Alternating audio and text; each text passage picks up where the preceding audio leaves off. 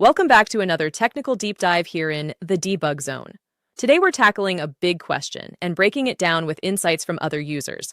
Hopefully this clears up some misconceptions and helps you get the answer you need. So buckle up, stay a little curious, and let's jump right in.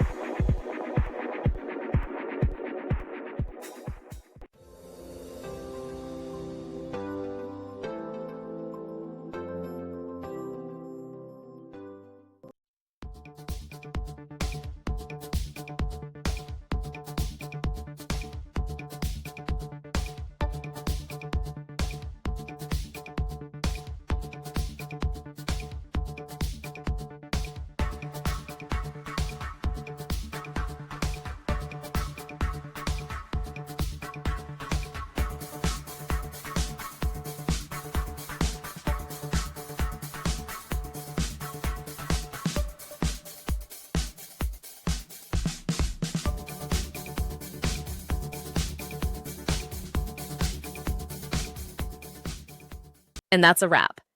I hope you found the answer you were looking for.